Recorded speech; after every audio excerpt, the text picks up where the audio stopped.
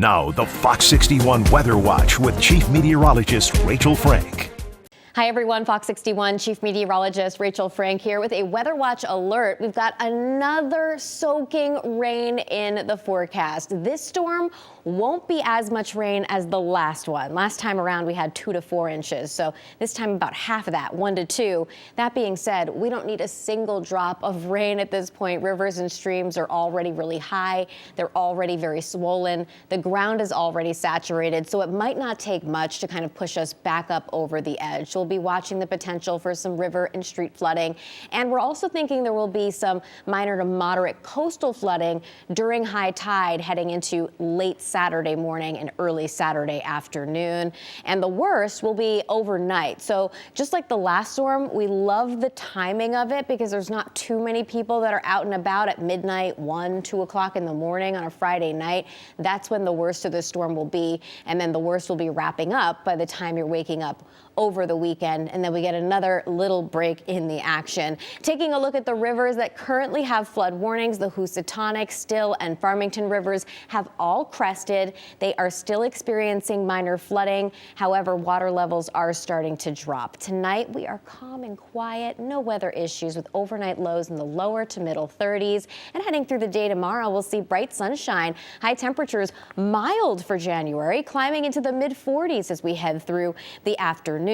Then between 10 p.m. and midnight, that's when precipitation begins. For 99.9% of us, this is going to be all rain. But for some inland, I can't rule out a wet snowflake or a sleet pellet initially, especially in the higher elevations. If that happens, it quickly goes over to rain, though. This is midnight, and I want to stop the clock at 3 a.m. I mean, this is rain coming down so heavily, the windshield wipers just can't quite keep up. But look at temperatures. They're actually rising as we head through Friday night, climbing into the 40s, and then by daybreak, we're in the 50s on Saturday. So incredibly warm for January. This is 6 a.m., but the last of the showers coming through, and we're done and over with by 8 o'clock in the morning. It will be breezy as we head through your Saturday. After that rain exits, the rest of the day is looking fine with slowly cooling temperatures and a gusty breeze. And then much colder air starts to filter in for Sunday and beyond, and it looks like a pattern change here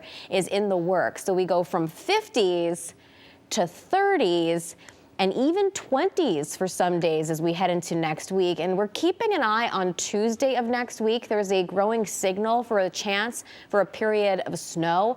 This far out, our models are kind of going back and forth. So it's not a lock quite yet, but there's a decent enough signal that I do at least want to mention that to you. The other thing that I want to call your attention to are these temperatures. Look at that. 20s by this time next week with overnight lows in the teens to around 20. So if you've been waiting to make, a frozen lake or a pond into a ice skating rink, I think as we progress through the end of next week, there might be some chances of some of those smaller lakes to be able to do that, or ponds, I should say.